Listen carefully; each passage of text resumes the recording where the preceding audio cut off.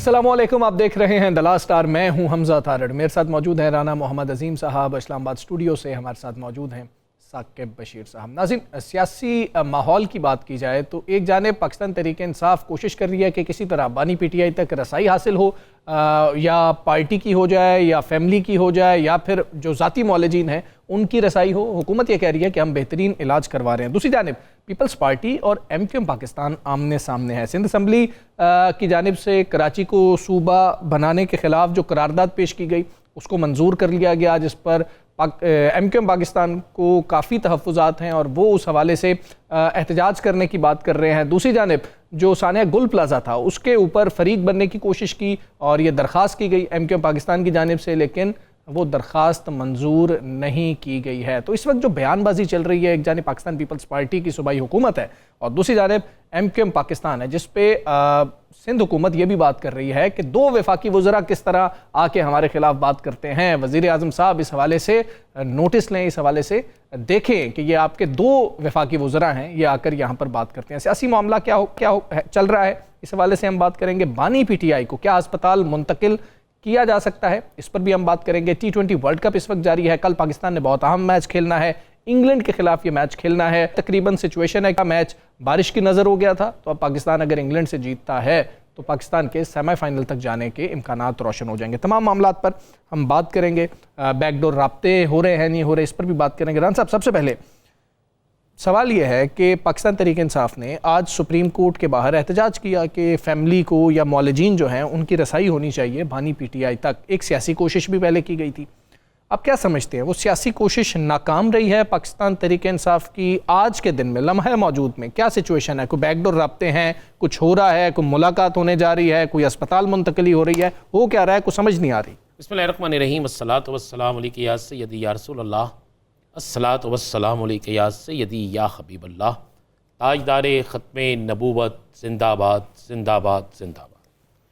देखें, अगर हम TV की गुफ्तगू सुने, अगर हम मीडिया में बैठे लोगों की आरा सुने, तो इस तरह लगेगा कि इमरान खान 2 दिन बाद सजाए मौत हो जाएगी। इमरान खान की जमात बिल्कुल ख़त्म हो गई। अब इमरान खान के पल्ले कुछ नहीं, उसकी जमात के पल्ले कुछ नहीं। अगर हम उसको देखें तो हमें नजर आएगा कि इस पाकिस्तान में एक लीडर है जिसका नाम शेर अफजल मरवत है, उसके बाद दूसरा लीडर है जिसका नाम अली अमीन गंडापुर है, उसके बाद तीसरी लीडर जो है वो शानदाना गुलजार है। हम ये देखेंगे ना, हम अगर पूरी चीज देखें तो हम बिल्कुल माजी में नहीं जाते कि माजी में इससे कई गुना बड़े लीडर जो वाकई लीडर थे वो 0/0 हो गए। 4 दिन की चांदनी फिर अंधेरी रात। जब पार्टी के खिलाफ बोलते हैं तो बड़ी हाइप होती है, उसके बाद कुछ नहीं मिलता। बात यह है कि हाइप दिलाई जाती है। प्रोग्रामों में किसी को भी आप गाली निकालने वाले को बुलाएंगे ना, या एंटी बुलाएंगे किसी को, तो वो ज्यादा बिकेगा। हक वाले को तो आप बिकने नहीं देते, आप उसको उसके कितनी चलाते हैं।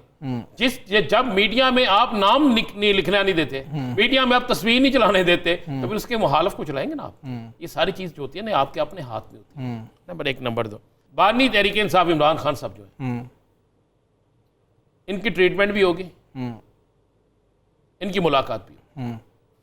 कुछ चीजें तय हो रही हैं, ये मेरे पास खबर है, उसकी कोई तरदीद कर सकता है किसी और। फैमिली की मर्जी से होंगी या हुकूमत की मर्जी से? फैमिली की मर्जी भी शामिल होगी। ठीक है, फैमिली की मुशावरत शामिल होगी। ये मैं आपको जो लफ्ज कह रहा हूं, अब वो कल होती है, परसों होती है, किसी जगह पर बातचीत चल भी रही है, कुछ चीजें तय भी हो रही हैं कि आप इलाज पे तवज्जो दें, ये चीज छोड़ दें, ये चीज रख लें, इतना करें इतना ना करें। ये बड़ी क्लियर सी चीज ये हो रहा है। जहां तक हम बहुत से लोग बात करते हैं कि PTI कहाँ खड़ी है, PTI नहीं। देखिए, PTI जो करना चाहती है वो कर रही है, जो उसकी हदूद है। हमारे माइंड में पता क्या होता है, 20-25 गाड़ियां आज के एहतजाज में क्यों नहीं टूटी, 6-7 सड़कें क्यों नहीं बंद हुई, 16-17 जगह पे कंटेनर क्यों नहीं लगे, मुल्क के अंदर जो है वो अनारकी क्यों नहीं फैली, फिर तहरीक कामयाब होगी। नहीं भाई, ऐसे नहीं होना चाहिए। हमें यह देखना है कि कोई भी शख्स, अगर एक शख्स पुरअमन एहतजाज कर रहा है, अगर एक शख्स जो है वो कोशिश कर रहा है आखिरी हद तक मैं पुरअमन रहूं, ठीक है, हमें इसे अप्रिशिएट करना चाहिए। हमें सियासत में रंग ही यही देना चाहिए कि आप सियासत जरूर करें मगर रास्ते ना रोकें। चाहे वो PTI रोके वो भी गलत है, मुस्लिम लीग नून रोके वो भी गलत है। अभी 4 दिन पहले उन्होंने रोके हैं, पेशावर हाई कोर्ट ने खुलवाया है, उसका फायदा हुआ PTI को? नहीं, मैं बिल्कुल जो है वो इस्लामाबाद पेशावर हाई ने कोर्ट बड़ा अच्छा फैसला दिया, उस पर फौरी अमल दरामद हो। काश यही इस्लामाबाद हाई कोर्ट के फैसले में भी अमल दरामद हो जाता, काश यही सुप्रीम कोर्ट के महसूस नशिस्तों के फैसले पर भी अमल दरामद। सवाल तो यही है। अब जब हम मेरिट पे बात करते हैं टीवी पे, हम जब टीवी पे बैठ के बात करते हैं कि जनाब ना अमल किया तो जनाब वाकई ने पकड़ के अंदर कर दो, तो फिर हम किए क्यों नहीं कहते कि फलां फैसले पर भी अमल होना चाहिए, फलां फैसले पर भी अमल होना चाहिए। ये बुनियाद कहां से शुरू होती है, ये बुनियाद रखी कहां से जाती है? अगर पीटीआई के फैसले, पीटीआई के खिलाफ फैसले पर अमल होता है, तो पीटीआई के हक में फैसले पर अमल क्यों नहीं होता? ये सवाल इस्लामाबाद हाई कोर्ट हो, सुप्रीम कोर्ट ऑफ पाकिस्तान हो, और या पेशावर हाई कोर्ट, मोजिस जजेस की के फैसले एक जैसे ही होते हैं, उनके फैसले बोलते हैं, उन पर अमल दरामद होना चाहिए। ठीक है। और आने वाले दिनों में मैं आपको मुख्तसर कर दूं, जो आप पूछना चाहते हैं वो भी आपको बता दूं। आने वाले दिनों में लिख लीजिएगा, आज के दिन फ़ज़ा तब्दील होना शुरू हो जाएगी। ठीक है। देखिए, मैंने पाकिस्तान की जब से मैं सहाफ़त कर रहा हूँ, मैंने इतनी ज़्यादा किसी शख्स के लिए लोगों को बोलते नहीं देखा, चाहे वो इंडियन टीम के से हो, चाहे वो बरतानिया की टीम से हो, चाहे वो ऑस्ट्रेलिया की टीम से हो, चाहे वो कोई किसी भी पार्लियामेंट में से हो। पाकिस्तान के अंदर मुझे एक सियासतदान दिखा दे जिसके लिए पाकिस्तान के बाहर से भी लोग बोलते हो, जिसके लिए आवाज उठाई जाती हो, जिसके लिए मुख्तलिफ ममालिक की पार्लियामेंट में बात की जाती है। लोग आते हैं, गारंटियां देते हैं, ले जाते हैं। राना साहब, मैं सर कह रहा हूँ, गारंटियां देकर ले जाते हैं, वो ये बात है। यहाँ पर तो गारंटी मांगने वाले तैयार बैठे हैं गारंटी देने के लिए, और गारंटी जिसने देनी है वो राजी नहीं हो रहा, ये तो खुद कह रहे हैं। बिल्कुल ठीक है, यानी कि ये मामलात बेहतर हो सकते हैं आने वाले दिनों में। मैं इसलिए इंशाल्लाह कह रहा हूं कि इस मुल्क के लिए ये बड़ा जरूरी है। ठीक है साकिब साहब, आज सुप्रीम कोर्ट के सामने एहतजाज किया है पाकिस्तान तहरीक इंसाफ के अरकान पार्लिमान ने। सर, ये लिंक होता है ये एहतजाज उस धरने के साथ भी जो उन्होंने अभी चंद रोज पहले किया है। आप क्या समझते हैं कि वो धरना, वो काविश कामयाब रही पाकिस्तान तहरीक इंसाफ की, और आज जो काविश की गई है ये कितनी कामयाब हो सकती है, या इसका क्या असर होगा? अभी तक तो बज़ाहिर कोई असर होता नज़र नहीं आता। चीफ जस्टिस याह्या अफरीदी साहब के सामने पहले इमरान खान साहब के केसेस थे, उन्होंने उस केसेस में से एक केस में से रास्ता निकाला, और उसके बाद बैरिस्टर सलमान सफदर गए और बाकी सारी रिपोर्ट आई। अब उन्होंने सारे जो केसेस हैं वो लार्जर बेंच में भेज दिए हैं, और लार्जर बेंच तो जस्टिस हाशिम काकड़ उनकी सरबराही में केसेस की समाअत कर रहा है। करीब कोई तारीख भी नहीं है, तो अगर कोई भी ऑर्डर होना है तो वो जुडिशल साइड पे होगा। जुडिशल साइड मतलब अदालत लगा के जो ऑर्डर किया जाता है, उस ऑर्डर को इम्प्लीमेंट करना अदालतों के लिए आसान होता है, और जो ऑर्डर इंतज़ामी साइड पे होता है उसका कोई असर बज़ाहिर नहीं होता। इसकी मिसाल जब पिछली दफ़ा सुप्रीम कोर्ट के बाहर ये पार्लियामेंटेरियंस और पीटीआई के रहनुमा बैठे थे, तो सलमान अकरम राजा साहब ने ये दावा किया था कि चीफ जस्टिस ने इंतज़ामी साइड पे अटॉर्नी जनरल को भी कहा है, और इस तरह करके उस ऑफिस से हुकूमत को कन्वे किया गया कि मेडिकल रिपोर्ट दे दी जाए, लेकिन वो नहीं दी गई थी। तो उसके बाद जुडिशल साइड से ऑर्डर आया।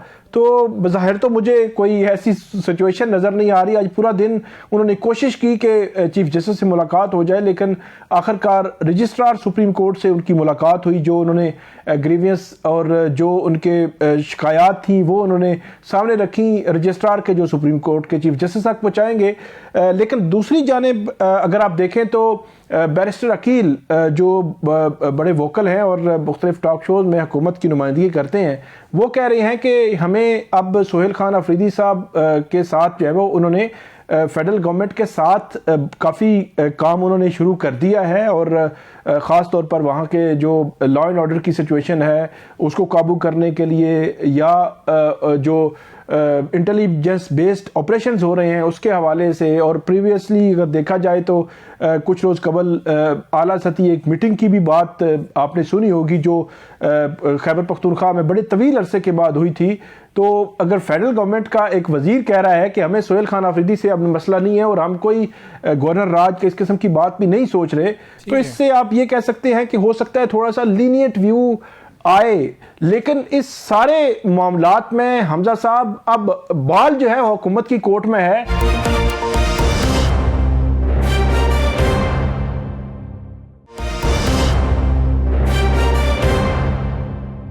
वेलकम बैक जी। बानी पीटीआई की सेहत का जो मामला है वो अभी तक लटका हुआ है। जिस तरह से पाकिस्तान तहरीक-ए-इंसाफ चाहती है उस तरह से नहीं हो रहा और हुकूमत ये तसल्लियाँ दे रही है कि हम पूरी कोशिश कर रहे हैं और जो बेहतरीन इलाज है वो मुयस्सर है। लेकिन आज पाकिस्तान तहरीक-ए-इंसाफ के अरकान पार्लियामेंट ने सुप्रीम कोर्ट के बाहर एहतजाज किया है। तो सवालात यहाँ पर ये उठते हैं कि क्या जो सियासी एक काविश की गई थी पीटीआई की जानिब से उसमें नाकामी का सामना हुआ, फिर से रुख किया गया है कि सुप्रीम कोर्ट के बाहर एहतजाज किया जाए। रास्ते बनते हुए खुलते हुए नज़र आ रहे थे, लेकिन अब फिर से ऐसा क्यों लग रहा है कि बिल्कुल ज़ीरो पे मामलात जा चुके हैं। बात करेंगे पाकिस्तान तहरीक-ए-इंसाफ के रहनुमा शौकत यूसुफजई साहब हमारे साथ मौजूद हैं। शौकत यूसुफजई साहब अस्सलाम वालेकुम, बहुत शुक्रिया सर आपका। सर एक लम्हा ऐसा आया पिछले तकरीबन 8-10 दिनों के अंदर कि लग ऐसा रहा था कि शायद मामलात बेहतर होने लगे हैं, बातचीत से हल निकल आएगा, पाकिस्तान तहरीक-ए-इंसाफ भी बेहतर पोजीशन में आती जा रही है। लेकिन आपने धरना दिया, उस धरने का कोई बेहतर एंड वैसा नहीं निकला जो आप लोग चाह रहे थे। फिर आज सर ये एहतजाज कहाँ पर सर पाकिस्तान तहरीक-ए-इंसाफ को सियासी तौर पर खड़ा हुआ पा रहे हैं आप? बिस्मिल्लाह, बहुत शुक्रिया। ये सिर्फ तहरीक इंसाफ का मसला नहीं है, पाकिस्तान की एक साख का भी मसला है कि ये किस तरह का मुल्क है कि जिसमें कैदियों के लिए जो सहूलत दी गई है वो सहूलत एक ख़ास मखसूस कैदी के लिए वो डिनाइल किया जा रहा है, उससे डिनाई किया जा रहा है। तो ये चीज़ कोई पाकिस्तान के लिए भी बेहतर नहीं। पूरी दुनिया में लोग देख रहे हैं कि क्या हो रहा है। ये हुकूमत ने तमाशा क्यों लगाया हुआ है, आखिर वजह क्या है, क्या छुपा रही है गवर्नमेंट। वरना ये बड़ी सिंपल सी बात है कि जो भी कैदी है अगर उसका इलाज होना है बाहर जेल से बाहर तो उसकी फैमिली को आगाह किया जाता है। वो फैमिली डिसाइड करती है कि उनका मालिज कौन होगा, कहाँ पे इलाज होगा, ये फैमिली का काम होता है। लेकिन बदकिस्मती से हुकूमत जो है वो मुसलसल झूठ बोल रही है, मुसलसल छुपा रही है और अल्लाह जाने के हो क्या रहा है। इसकी वजह से काफ़ी तशवीश पाई जा रही है वर्करों के अंदर। और एक तरफ मुल्क के हालात है वो हम देख रहे हैं कि बड़े अजीब से हालात हैं। जो पड़ोसी ममालिक हैं उनकी तरफ से भी हम देख रहे हैं, बाहर से भी कोई अच्छे वो नहीं मिल रहे हैं हमें। अंदरूनी तौर पे माशी शदीद बहरान का शिकार है मुल्क। तो इन हालात में हुकूमत क्यों इस तरह की हरकत कर रही है, जानबूझकर हालात ख़राब कर रही है? क्या तहरीक इंसाफ इस बात पे मजबूर हो जाए कि वो वाकई सड़कों पे निकले, वाकई वो फिर सड़कें ब्लॉक करे? और ये तो कर सकती है तहरीक इंसाफ, लेकिन हमारे जो इस वक्त लीडरशिप है उन्होंने तमाम तर दबाव, वर्कर्स के दबाव के बावजूद उन्होंने कोशिश की कि नहीं, मुल्क इस चीज़ का मुतामिल नहीं हो सकता। हम चाहते हैं कि इमरान खान का इलाज हो, ये हमारी फर्स्ट प्रायोरिटी है। तो इसमें मेरा नहीं ख्याल है कि अगर हुकूमत को कोई मसला है, कोई चीज़ छुपा रही है, अदरवाइज क्या वजह है कि हुकूमत इस चीज़ को अवॉइड कर रही है, जबकि आपका मुल्क जो है वो पहले से ही इतना शदीद बहरानों का शिकार है और मुल्क चल नहीं रहा है। बल्कि मैं तो ये कहूँगा इस वक्त मुल्क तो रुका हुआ है। आपकी जो फॉरेन डायरेक्ट इन्वेस्टमेंट है वो तो तकरीबन ख़त्म होगी, 43% नीचे आ गई है। फिर आपकी मिलें बंद हो गई हैं, कारखाने बंद हो रहे हैं, बेरोज़गारी बढ़ रही है, महंगाई बढ़ रही है, आवाम को 1 रुपये का रिलीफ नहीं दे पा रही है हुकूमत। और मुसलसल अभी मैं क्या कहूँ कि पंजाब की मईशत मेरे ख्याल से मुल्क की मईशत से कोई अलग है कि अगर कर्जे लेके मुल्क चल रहा है तो आधी से ज़्यादा आबादी जो है वो तो पंजाब में है। तो अगर पंजाब की मईशत बेहतर होती तो मुल्क की मईशत बेहतर होती। फिर इन हालात के अंदर जब आपने PIA को बोझ समझकर 10 अरब पे भेज दिया तो फिर 11 अरब के आपने एक वज़ीर आला के लिए जहाज़ क्यों खरीदा? तो ये समझ से बालातर चीज़ें हो रही हैं और ये अपने आप को यूसुफजई साहब ये का पाबंद नहीं समझ रहे हैं। चले मान लें ये चीज़ें हो गई हैं, हुकूमत कुछ नहीं कर रही। मैं इन सारी चीज़ों से हट के बानी तहरीक इंसाफ का इलाज होना है या नहीं होना, मैं ज़रा इससे हट किया था। चंद दिनों से जिस दिन से बानी तहरीक इंसाफ की बीमारी सामने आई उसी दिन से तहरीक इंसाफ के अंदर एक बड़ी ग्रुपिंग भी सामने आई। शेर अफजल मरवत ऐसी बातें कर रहे हैं, ऐसी खौफनाक बातें कर रहे हैं कि अगर वो सच हैं तो फिर तहरीक इंसाफ के लिए बेइंतहा नुकसान है, और अगर वो सच नहीं है तो फिर कौन सा ऐसा अलमिया है, कौन सी ऐसी चीज़ है कि जो तहरीक इंसाफ के अंदर से एक शख्स भी शेर अफजल मरवत के खिलाफ बोलने के लिए तैयार नहीं है? एक सिंगल बैरिस्टर साहब, जो बैरिस्टर गौर, एक बात सुन लेना बस, बैरिस्टर गौर साहब सिर्फ एक ही बयान देते हैं जी तहम्मुल करें, कोई किसी के खिलाफ बयानबाजी ना करे। अलीमीन गंडापुर साहब भी बड़ी बड़ी बातें कर जाते हैं। तो फिर ये क्या हो रहा है? देखिए, ये आपकी बात बिल्कुल दुरुस्त है। जो इस वक्त लीडरशिप है वो बहुत ही तहम्मुल का मुजाहरा कर रही है, हद से ज्यादा ही तहम्मुल का मुजाहरा हो रहा है, वरना पार्टी के डिसिप्लिन के तहत तो ये चीजें नहीं होनी चाहिए। और देखिए, शराफ अफजल मरवत ऑलरेडी पार्टी से निकल चुके हैं। अब तो देखिए, अखलाकी तौर पे तो उनको एमएनए रहना भी नहीं चाहिए था, लेकिन बहरहाल पाकिस्तान में इन चीज़ों का कौन ख्याल रखता है। शराफ अफजल मरवत मेरा क्लास फेलो भी है। मैंने बड़ी कोशिश की शुरू दिन से कि इन मामला से दूर रहो, और ख़ास तौर पे जो इमरान खान की बहनें हैं उनके खिलाफ बयानबाजी से गुरेज करो। लेकिन जाहिर है उसका अपना एक मिजाज है, उस मिजाज के तहत वो चलता है, और उसकी वजह से वो सियासत से ज़्यादा वो कानून का माहिर था। तो उसने जो कुछ भी किया, मेरे ख्याल से उसने अपने सियासी जो लाइफ है उस पर कुल्हाड़ी मारी है उसने। ये उसके लिए बहुत अच्छा मौका था, तारिक इंसाफ का प्लेटफॉर्म मिला था उनको, उनको एक फेम मिली थी।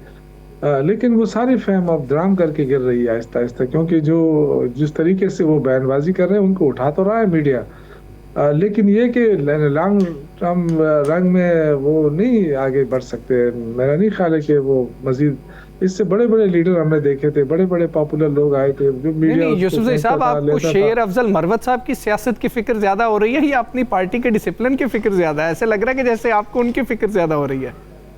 नहीं, मुझे देखें, मुझे जाहिर है मुझे पार्टी के डिसिप्लिन का तो ख्याल है, लेकिन शराफ अफजल मरवत, मैंने कहा ना, मेरा क्लास फेल हो रहा है। हमने एक साथ जर्नलिज्म की है, और मुझे उसकी फिक्र थी। मैंने बहुत अच्छा वर्कर था, बहुत अच्छा वो था, लेकिन उसने जिस अंदाज से, मेरा नहीं ख्याल है कि वो जो इमरान खान साहब की बहनों के खिलाफ जो शुरू हुआ, पता नहीं अल्लाह जाने उसको किसने ये पट्टी पढ़ाई है और क्यों इसने ऐसा किया है, क्यों अपने आप को इस तरह टारगेट किया है। देखें, इससे तो ये तो सवाल ही पैदा नहीं होता है कि आप इमरान खान या उनकी फैमिली के खिलाफ हो जाए, फिर आप कहें कि जी मैं पीटीआई में हूँ या पीटीआई, ये तो गलत बात है ना। या तो ये कि आप कहें आपने पीटीआई अगर छोड़ भी दी है या आपको निकाल भी दिया गया है, तो इखलाकी तौर पे तो फिर पूरे तकाजे पूरे होने चाहिए ना, उनको खुद रिजाइन कर देना चाहिए था, लेकिन नहीं कर रहे हैं। ठीक है, उनकी अपनी मर्जी है, पार्टी ने भी उनसे रिजाइन नहीं मांगा है। तो शौकत यूसुफज़ई साहब, ये बताइएगा कि जो स्पीकर हैं अयाज सादिक साहब, वो बैरून मुल्क थे। उन्होंने ये कहा कि कॉन्फ्रेंस कॉल पे थे मेरे ख्याल में वज़ीर दाखिला साहब भी और बैरिस्टर गौहर साहब भी, और उनको ये कहा गया कि फैमिली डॉक्टर या फैमिली की तरफ से कोई बंदा जो है वो वहाँ पे आ जाए। फिर ये भी बात आई थी कि बैरिस्टर गौहर साहब को ये कहा गया था कि आप चले जाएं। तो मेरा सवाल ये है कि इससे कबल एक दफ़ा आज से तकरीबन 3 हफ्ते कबल अडियाला जेल के बाहर बैरिस्टर गौहर अली ख़ान, हमारी बड़ी मुस्तनद इतलात हैं, उनको इजाज़त मिली कि आप चले जाएं। उन्होंने कहा नहीं, मैं अकेले नहीं जाऊंगा, किसी और को भी साथ भेजें। और अब की जितनी एपिसोड थी, इसमें एक चीज़ जो मुश्तरक नज़र आई कि बैरिस्टर गौहर साहब को ये कहा गया कि आप चले जाएँ उधर, तो वो शायद एग्री नहीं हुए और फैमिली के साथ उनका रब्ता था। तो बैरिस्टर गौहर अगर चले जाते तो मेरे ख्याल में पीटीआई का कम से कम ये ग्रीवियंस तो एड्रेस हो जाता कि एक बंदा तो था उनकी तरफ से नुमाइंदा। सर देखिए, ये तो बैरिस्टर गौहर सभी बता सकते हैं, लेकिन बहरहाल देखिए, जो मेन चीज़ है ना, वो तो उनकी फैमिली है ना। उनकी फैमिली के अंदर अपने डॉक्टर या तो ना होते तो फिर बात समझ में आती, लेकिन उज़मा साहिबा, डॉक्टर उज़मा जो है वो इमरान खान की बहन है, डॉक्टर है। इसी तरह उनका जो सबसे करीब तरीन मालिज रहा है यूसुफ साहब ने, डॉक्टर यूसुफ आसिम मलिक, आसिम क्या नाम है, आसिम यूसुफ, डॉक्टर आसिम है। मैं ये मुझे समझ नहीं आ रही कि गवर्नमेंट इनको क्यों अवॉइड कर रही है। आखिर ऐसी क्या चीज़ है, क्योंकि बैरिस्टर गौहर साहब अगर चले भी जाते तो वो डॉक्टर तो नहीं है ना। अगर फैमिली से उन्होंने नाम मांगे तो उन्होंने बरकी साहब अच्छा, का नाम 25 दिया फरवरी के हवाले से कोई रब्ता हुआ है?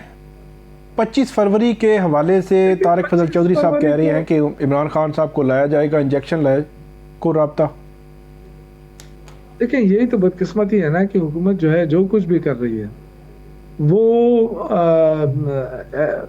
उनको लूप में लेने के मतलब पार्टी को और जो फैमिली है उनको लूप में लिए बगैर ये कारनामे कर रही है। तो अगर खुदा ना खास्ता इमरान खान के यहाँ को कुछ हुआ या क्या हुआ, तो देखिए, तो फिर पर्सनल चीज़ें हैं ना। पाकिस्तान में कोई इतना बड़ा तो मुल्क तो नहीं है ना, हमारा एक मखसूस मुल्क है, महदूद 4 सूबों का मुल्क है। तो अगर आप आज ये ज्यादती करेंगे, कल किसी और की बारी आएगी वो फिर ज्यादती करेंगे, तो ये तो कोई अच्छी रिवायत नहीं है। नवाज शरीफ साहब जब बीमार हुए थे तो मुझे याद है उस वक्त मैं मिनिस्टर था, कैबिनेट में था, जब ये चीज़ें आती थे फिर मैं चूंकि स्पोक्स पर्सन था तो हर 15 दिन बाद हमारी मीटिंग होती थी प्राइम मिनिस्टर सेक्रेटेरिएट में, ये चीज़ें डिस्कस होती थी। तो वो खान साहब मना करते थे कि यार कि अगर वो बीमार है तो बीमारी के ऊपर आप कोई सियासत ना करें। और ये कि हर रोज़ उनका चेकअप होता था, हर रोज़ उनके प्लेटलेट्स की खबरें आती थी। और फिर आपने देखा कि वही यास्मीन राशिद साहिबा जो आज उनको जेल में डाला गया है, उन्होंने ही आके इमरान खान से कहा कि जी नवाज शरीफ साहब बीमार है, इनको जाने दें, अगर ये बाहर जाना चाहते हैं इनको जाने दें। और फिर ये भी था कि नवाज शरीफ साहब जब जेल में थे तो मरियम साहिबा को उनके करीबी कमरा दिया गया था ताकि वो अपने वालिद साहब की देखभाल कर सके। तो आज ये जो चीज़ें ये कर रहे हैं तो इनकी बीमारी तो मुस्तकिल है, ये तो जब भी जेल जाते हैं बीमार हो जाते हैं, फिर क्या होगा? ये तो इमरान खान तो देखे, वो तो हर कोई तो इस तरह नहीं हो सकता है कि 6 बाई 6 के कमरे में 2 साल गुजार ले। शौकत यूसुफ साहब, बहुत शुक्रिया आपका, आपने प्रोग्राम में हमें ज्वाइन किया। यहाँ देख लेंगे, ब्रेक के बाद वापस आते हैं।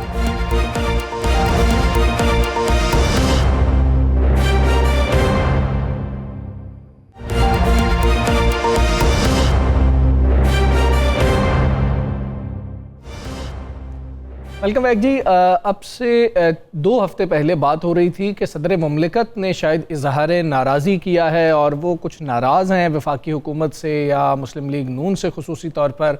ये ख़बरें सामने आ रही थी जिसके बाद खामोशी हो गई, लेकिन उस खामोशी के बाद सूरत हाल ये है कि MQM पाकिस्तान सिंध हुकूमत पर बहुत ज़्यादा तनकीद कर रही है। क्या ये डॉट्स कनेक्ट होते हैं, नहीं होते हैं? MQM हकीकी तौर पर सिर्फ अपनी सियासत ही कर रही है या ये सियासत वफाक से ड्राइव की जा रही है? ये चंद सवालात हैं जो उठ रहे हैं। MQM पाकिस्तान को एक तो इस बात पर इख्तलाफ है कि जो करारदाद पास करवा ली गई है सिंध असम्बली से कराची को सूबा बनाने के हवाले से कि उसको सूबा नहीं बनाया जाएगा और सूबे नहीं बनाए जाएंगे खुसूसी तौर पर, ये एक बड़ी अहम चीज़ है जिस पे MQM को एतराज़ है। दूसरा, जो जुडिशल कमीशन बनाया गया, जो कमीशन सिंध हुकूमत ने बनाया था, पाकिस्तान पीपल्स पार्टी की हुकूमत ने बनाया था, उस पर भी एतराज़ किया है।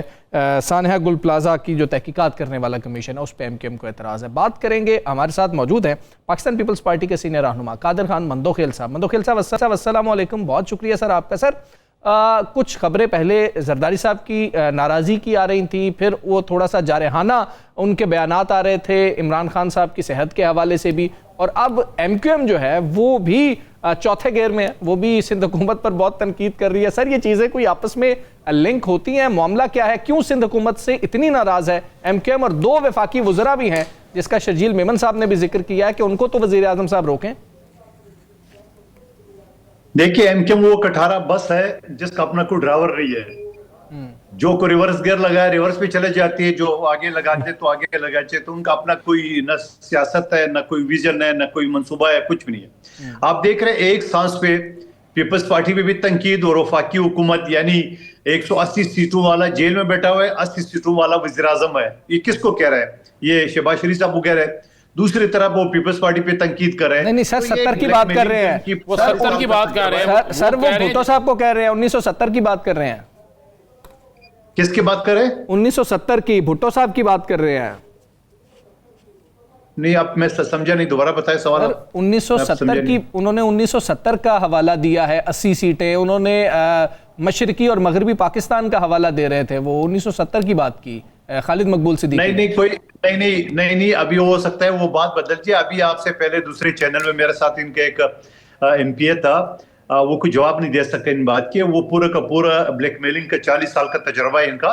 वो कह रहे थे कि शहबाज शरीफ ब्लैकमेलिंग में आ गए तो हम पीपल्स पार्टी के खिलाफ खड़े हो जाएंगे, और पीपल्स पार्टी ने हमारा साथ दे दी तो हम शहबाज शरीफ के खिलाफ खड़े हो जाएंगे। ये आप छोड़िए, MQM से हम 40 साल से वाकिफ है, इनका तजर्बा बड़ा इस मामले में वसी है।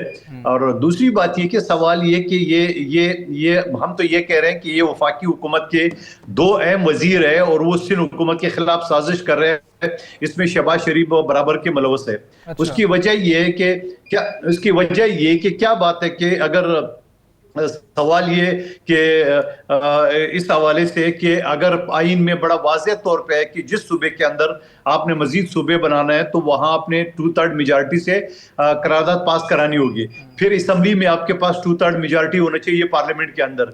ना वो तो MQM के पास है, ना नून लीग के पास है, पर खामखा इस तरह शोर शराबा करना, यानी सिंध के अवाम को आपस में दोबारा लड़ाना, कराची के अवाम को दोबारा पिछले जो 40 साल में कत्ल गारत हो रहे थे उस तरफ ले जाना, मेरे ख्याल में इनका सियासत का तर्ज अमल यही है।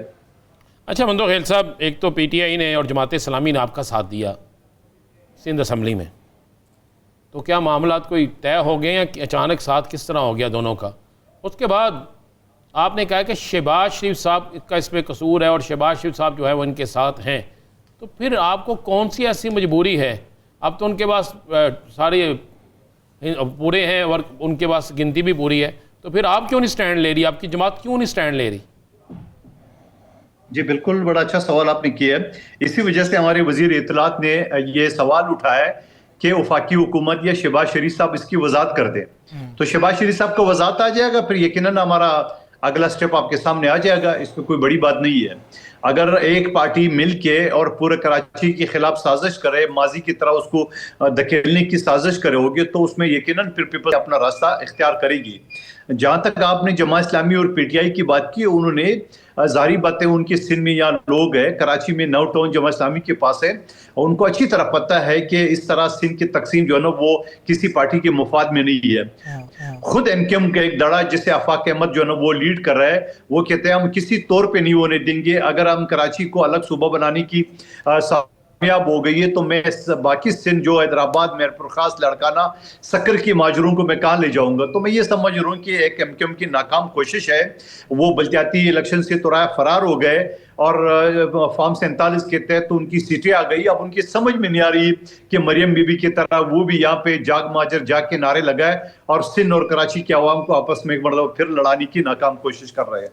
बिल्कुल ठीक है मंदोखेल साहब, हमारे साथ ही रहिए। अरशद वोरा साहब ने हमें ज्वाइन किया है। साकिब साहब, मैं वोरा साहब को शामिल गुफ्तगू कर लूँ। वोरा साहब अस्सलाम वालेकुम सर, बहुत शुक्रिया आपका। सर कादर मंदोखेल साहब भी हमारे साथ मौजूद हैं, हम उनसे भी जानने की कोशिश कर रहे हैं कि ऐसा क्या मामला है कि MKM को इतने मतलब के इख्तलाफात हैं या कह लें तहफ़्फ़ुज़ात हैं पाकिस्तान पीपल्स पार्टी के हवाले से। सर असेंबली के अंदर जो करारदाद हुई है, अगर MPs ने सर वोट दिए हैं उसके खिलाफ कि सूबा नहीं बनना चाहिए, तो फिर कल को आप लोगों की मेजॉरिटी हो तो सर आप लोग भी वोटिंग करवा लीजिएगा। इसमें इख्तलाफ कहाँ पर है? बिस्मिल्लाहिर्रहमानिर्रहीम। देखिए, इख्तलाफ जो है वो यहाँ पर कोई सियासी इख्तलाफात नहीं है, और इख्तलाफ जो है वो मैनेजमेंट पर है, इख्तलाफ जो है वो डिलीवरेंस पे है, इख्तलाफ जो है वो कराची की अवाम की पसमानदगी का है, इख्तलाफ जो है वो कराची की अवाम के साथ हुई ज्यादतियों का है पिछले 17-18 सालों में। तो यहाँ इख्तलाफात की भरमार है। ये इख्तलाफात नहीं है, ये एक्चुअली प्रैक्टिकली एक विजुअल है। जिसको भी अगर देखना हो तो कराची को विजिट कर ले, कराची की गलियों को विजिट कर ले, कराची का लेवल ऑफ डिलीवरेंस को विजिट कर ले। कराची में जिस तरीके से इस वक्त जो हाल है इंफ्रास्ट्रक्चर का, कराची में पानी का इशू है, कराची में सीवरेज का इशू है, कराची में गार्बेज का इशू है, कराची में जो है वो गटर के ढक्कन ना होने से जो है बच्चे भी और बड़े भी अब तो डूब के मर जाते हैं। तो कराची जो है एक नॉट मैनेजेबल सिटी बन चुका है, और उसका बेसिक रीजन ये है कि पाकिस्तान पीपल्स पार्टी जो कि इस सूबे की एक बड़ी जमात है, वो कराची से बिलोंग नहीं करती। उन्हें कराची की ABCD का बिल्कुल भी नहीं पता है।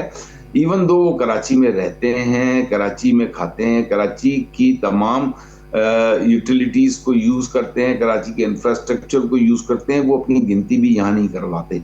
तो ये तो हाल है इस वक्त। कराची जो है, देखिए, कराची पीपल्स पार्टी क्योंकि यहाँ से बिलोंग नहीं करती, उन्हें कराची के बारे में अलिफ बे नहीं पता। They can not manage. Karachi has become a non manageable city in particular by Pakistan Peoples Party, जो कि 17-18 साल की रविश रही है। अच्छा, अब बात आती है कि कराची को सूबा, अरे ठीक है, कानून का हमें भी पता है 2/3 मेजॉरिटी के बगैर ये नहीं हो सकता, लेकिन there are ways and means, दुनिया में इसकी मिसालें हैं। हम तो कह रहे हैं कि इस तरीके का मैनेजमेंट का फार्मूला लेकर आया जाए कि कराची को मैनेज करना आसान हो जाए, ताकि पीपल्स पार्टी कंसंट्रेट कर सके। पीपल्स पार्टी बेचारी कंसंट्रेट अपने देही इलाकों पर भी नहीं कर सकी, और देही इलाकों को 711 अरब में से 70% जो बेनजीर इनकम सपोर्ट प्रोग्राम का पैसा मिलता है, जो कि पाकिस्तान का सबसे बड़ा ये सपोर्ट प्रोग्राम है। मंदोखेल साहब, मैं आपके रिप्लाई की तरफ आता हूं। पहले साकिब साहब एक सवाल करना चाह रहे हैं वोरा साहब से, आपको फिर मैं रिप्लाई का टाइम देता हूं। जी साकिब साहब प्लीज। वोरा साहब, एक तो ये बताइएगा, गोल प्लाजा जो कमीशन बैठा है वहाँ आप ये खबरें आई हैं कि पार्टी बनने गए थे, लेकिन पार्टी आपको उसमें नहीं बनने दिया गया या फ्रीक नहीं बनने दिया गया, तो क्या पर्पज़ है जो MQM है एक फ्रीक बन के वो सर्व करना चाहती है और जो कमीशन है वो पॉलिटिकल साइड पे नहीं जा रहा? देखिए, कमीशन को बिल्कुल पॉलिटिकल साइड पे नहीं जाना चाहिए, कमीशन को फैक्ट्स एंड फिगर्स पे जाना चाहिए।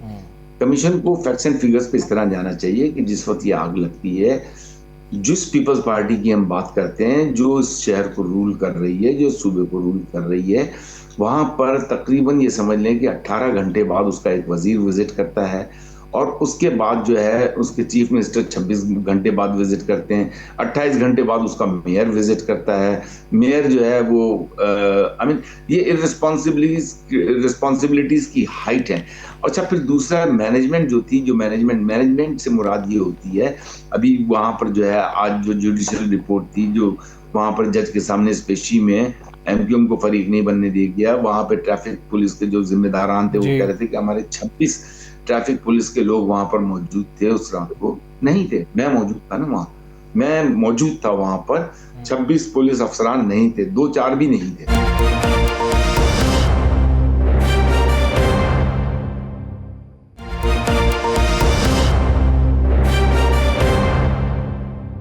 और साहब, ये जो इल्जामात आपने लगाए उसका जवाब दिया मंदू खेल साहब ने।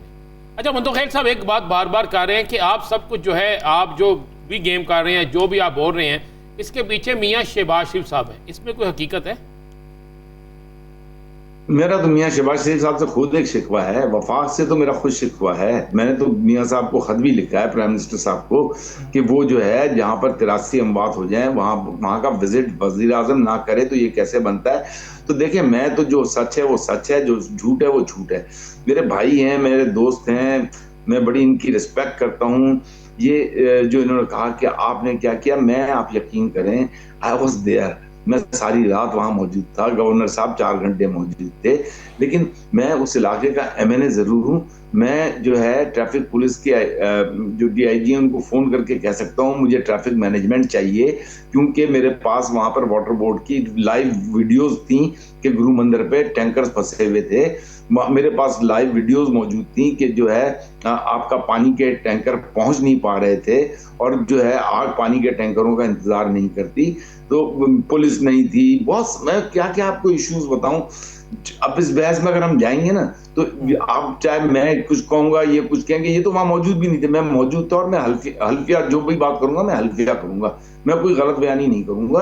कि देखें, वहां पर जरूरत थी प्रॉपर एडमिनिस्ट्रेशन की, मैनेजमेंट की। पुलिस होती, रास्ते क्लियर होते, पानी के टैंकर वक्त पर आते, वो जो है सेंट्रल मीडियन से कहीं से किसी को तोड़ते। सर, आपने कोई फंड लिया है? वो मंदोखेल साहब कह रहे हैं कि वफाक से फंड ले लेते या कोई फंड लिया है तो वो किधर लगाया आप लोगों ने, उस पर जरा जवाब दें। अल्हम्दुलिल्लाह मंदोखेल साहब को मैं जो है ना खाने की भी दावत देता हूँ और अपने हल्के की भी दावत देता हूँ। जो अभी मुर्तजा वहाब साहब ने, मेरे तकरीबन 90% काम हो गए, मैं बहुत जल्दी मंदोखेल साहब को दावत भी दूंगा और उन्हें विजिट भी कराऊंगा। जो मेयर साहब ने अभी कराची के हलकों के लिए बात की थी और कहा था कि मैं यहाँ पर इतना पेवर लगा रहा हूँ, अल्हम्दुलिल्लाह मैं उसका 90% लगा चुका हूँ और मैं बहुत जल्द इंशाअल्लाह ताला प्रेस कॉन्फ्रेंस करके मंदोखेल साहब को भी दावत दूंगा, उन्हें विजिट भी कराऊंगा और कोई कमी पेशी होगी, जबकि ये मेरा काम भी नहीं था, हमें फंड्स मिले, हमने उन फंड्स को लगाया जैसे जिस तरीके से भी लगाया। अल्हम्दुलिल्लाह इलाके की आवाम खुश है। 25-25, 30-30 साल बाद 12 इंच की जो सीवरेज की लाइनें थी, आज वो जो है 24 इंच की और 28 इंच की लाइनें हो गई हैं। वहां पर पेवर का निजाम हो गया है, कहीं पे सड़कें बन गई हैं, सीवरेज और पानी की लाइनों पे काम। फिर अब मियां साहब से क्यों नाराज है वोरा साहब? अगर इतना कुछ हो रहा है, आपको फंड मिला है, तो आप शहबाज शरीफ साहब से क्यों नाराज है? नाला क्यों है?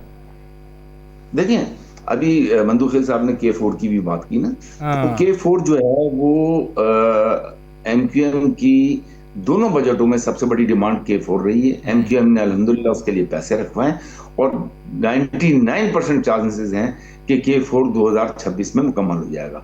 ऑन दी अदर हैंड, इसकी जो K4 की ऑगमेंटेशन है ना, K4 की ऑगमेंटेशन के लिए वर्ल्ड बैंक ने 75 बिलियन रुपीस पाकिस्तान पीपल्स पार्टी को कई सालों से दिए हुए हैं। अब जाके 2 माह पहले पाकिस्तान पीपल्स पार्टी को होश आया। आप अपने कैमरामैन भेज दीजिएगा, ये जो BRT बन रही है, जब बीआरटी बन रही है वहां पर, अब जब सब कुछ इंफ्रास्ट्रक्चर बीआरटी का खड़ा कर दिया गया है, वहां पे 48 इंच की पानी की लाइनें अब लाके रखी ताकि उसको दोबारा खोदेंगे। अस्तगफिरुल्लाह, दिस इज द मैनेजमेंट। जी साकिब साहब, मैं मजीद मतलब आपको दे रहा, ये कहा कि ये खालिद मकबूल सिद्दीकी साहब ने जो बात की वो बताई तो इसी तरह ही जा रही है। आज रिपोर्ट भी हुई है कि वो उन्होंने 1970 या 71 के जो इलेक्शंस थे उनके हवाले से बात की, तो इसमें जो थोड़ी सी कन्फ्यूजन हमें नजर आई कि बज़ाहिर लग रहा था कि शायद वजीर जो है वो मौजूदा गवर्नमेंट को कहीं जो है वो हदफ तनकीद बना रहे हैं। एक्चुअली आपने क्या समझा? नहीं, बिल्कुल उसमें क्लियर बात थी। जब ये जुमला इस्तेमाल किया गया कि तुम उधर और हम इधर, ठीक है ना, जब ये बात की गई तो डेफिनेटली मुल्क जो है दो लख्त हुआ, मशरकी पाकिस्तान बांग्लादेश बना, मगरबी पाकिस्तान जो है वो पाकिस्तान बना।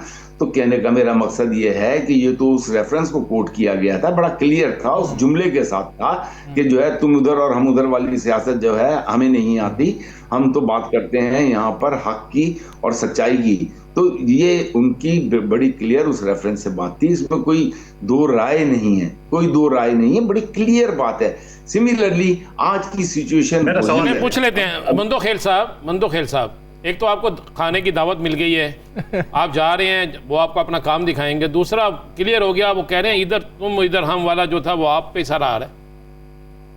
देखिए, पहले तो खाने की दावत में मुझे पूरे यकीन है कि ये सच बोल रहे हैं, इन्हें काम किया होगा, तो फिर मुस्तफा कमाल साहब की उस बात को मैं कान लूं कि सिंध हुकूमत में काम नहीं करने दे रही। एक तो सच बोल रहा होगा, दोनों तो सच नहीं हो सकते हैं, ना दोनों झूठ हो सकते हैं। दूसरी बात है कि इधर तुम उधर हम के साथ साथ जो उन्होंने क्लियर अल्फाज में बोला था कि 180 सीटों वाला जेल में और 80 सीटों वाला वज़ीर आज़म है, वो तो ना मुजीब रहमान के ऊपर ना भुट्टो साहब के ऊपर फिट होता है ये जुमला। ये तो इमरान खान के ऊपर फिट हो रहा है, जो वफाकी हुकूमत को कहा 180 सीटों वाला तो पीटीआई वाले कहता है कि हम है और वो जेल में है। तो ये बात वो करने में या बात बदलने में तो ये माशाल्लाह बड़े मास्टर है। लेकिन सवाल ये, मैं इनको ये कहना चाह रहा हूँ कि खुदा रहा वापस कराची को 40 साल पीछे ले जाने की बजाय आइए वफाक के आप नुमाइंदे हैं, कराची के लिए तरक्याती स्कीम लाए, कराची के लिए पानी का मसला हल कराए, कराची के लिए आप स्टैंड ले। ये फिर वही माजर सियासत शुरू करने से कुछ भी नहीं मिलेगा आपको। अब यकीन करेंगे लोग अब इन चीजों से नफरत करते हैं। लोगों को काम चाहिए, लोगों को रोजगार चाहिए, लोगों को अच्छी सड़कें चाहिए, पीने का पानी चाहिए, गैस चाहिए, बिजली चाहिए। जो वफाकी अदारा है उसके लिए तो आप काम नहीं कर रहे। आप गवर्नर हाउस में हम पसंद ख्याल लोगों को इकट्ठा करके सिंध की तारीख को मसख करने की जो आप सेमिनार कर रहे हैं, इससे कराची को सिंध को नुकसान होगा। यकीन करेंगे आपका इन सेमिनारों से कुछ नहीं होने वाला है। बिल्कुल ठीक है मंदो खेल साहब, बहुत शुक्रिया आपका। वोरा साहब आपका भी बहुत शुक्रिया, आपने हमें प्रोग्राम में ज्वाइन किया। आखिर में कल बड़ा अहम मैच होने जा रहा है T20 वर्ल्ड कप का, पाकिस्तान वर्सेस इंग्लैंड। किसके साथ हैं आप? उससे पहले मैं बता दूं, आज वेस्ट इंडीज ने खतरे की घंटी बजा दी है इंडिया के लिए। सर देखें, वेस्ट इंडीज ने एक बड़े मार्जिन से हरा दिया, साउथ अफ्रीका ने बड़े मार्जिन से हरा दिया जी। अब जब आप टेबल पे जाएंगे नेट रन रेट वो होगा। अब इंडिया का जो मैच है वो एक है इसके साथ वेस्ट इंडीज के साथ और एक जिम्बाब्वे के साथ। मान ले वेस्ट इंडीज जिस तरह आज खेल रहा है, वेस्ट इंडीज का एक बैट चलता है, जो एक चल गया तो वो छक्कों से नीचे नहीं रहते। आज मुझे वेस्ट इंडीज ना वही नजर आई है। याद करें इसी ग्राउंड में इंडिया ने 200 कुछ किया था जी, और वेस्ट इंडीज ने चेस किया। ये 2016 की बात जी। आज मुझे वही वेस्ट इंडीज नजर आई। एक तो इंडिया के लिए खतरे की घंटी बज गई, बड़ी खौफ। अच्छा, जहां तक कल का मैच है, अगर हम इसको टेबल पे देखें तो हम 3 जीते हुए हैं, वो हमसे ज्यादा गालबन 8 हेड टू हेड अगर हम देखें। यस, ठीक है। बात यह है कि कल की जो उनकी कारकर्दगी है, कल बड़ी होम ग्राउंड थी और श्रीलंका के लिए यस बड़ी अच्छी ग्राउंड थी और इसी ग्राउंड पे मैच होना है कल। इसी ग्राउंड पे मैच होना है। अगर तो पाकिस्तान देखिए, अगर अब की टीम देखें, पाकिस्तान अगर टीम बन के खेला तो वो इंग्लैंड को हरा सकता है। राना साहब, मैं इंपॉर्टेंट चीज़ जो आप क्या कॉम्बिनेशन खिलाना चाहेंगे? पिछली दफ़ा जो टीम आई थी उसमें कोई तब्दीली, नसीम शाह की बात हो रही थी कि इसको डालना चाहिए, आप डालेंगे नसीम शाह को? बिल्कुल, नसीम शाह की जगह मिर्जा ठीक है। सलमान मिर्जा तो हैं, वो बहस ये हो रही है कि फ़हीम को बाहर बिठाएं, आप उनको यूटिलाइज नहीं कर रहे हैं, तो नसीम शाह ले आए। देखिए, फ़हीम जो है वो बैट्समैन भी है। T20 में ना वही टीम, आप कोई भी टीम देख लीजिए, ठीक है, आखिरी जो खिलाड़ी है ना तब तक जा रही है, ठीक है। छक्का मारना। अबरार इब्रार होना चाहिए। किसकी जगह? शादाब को बाहर बिठाए, नवाज को? शादाब को बाहर बिठाएं, तो ये आपको टीम लगता है कि होनी चाहिए। फ़खर वैसे डाला था इन्होंने टीम में, वो रहना चाहिए? बिल्कुल रहना चाहिए। फ़खर बहुत अच्छी करता परफॉर्मेंस है उसकी, अगर आप देखेंगे मैच विनर है। बिल्कुल ठीक। साकिब भाई आप बता दें क्या उम्मीद है कल के मैच से? उम्मीद तो बहुत है, लेकिन मेरे ख्याल में पाकिस्तान के पास भी कोई गलती का चांस नहीं है। उनको अच्छा खेलना पड़ेगा, रन दुआ करिए बारिश हो, ये रखनी पड़ेगी। बारिश हो, ये बारिश के इम्कानात भी मौजूद हैं जो नेक्स्ट मैचेस हैं श्रीलंका में ख़ास तौर पर। तो बारिश अगर पहले होती है या ड्यूरिंग मैच बारिश का इम्कान हो, तो फिर मेरे ख्याल में टॉस के वक्त जो कैप्टन है उनको ऐसा डिसीजन लेना होगा कि वो ड्यूरिंग मैच अगर बारिश हो जाती है तो वो उनको जो है वो सपोर्ट करे।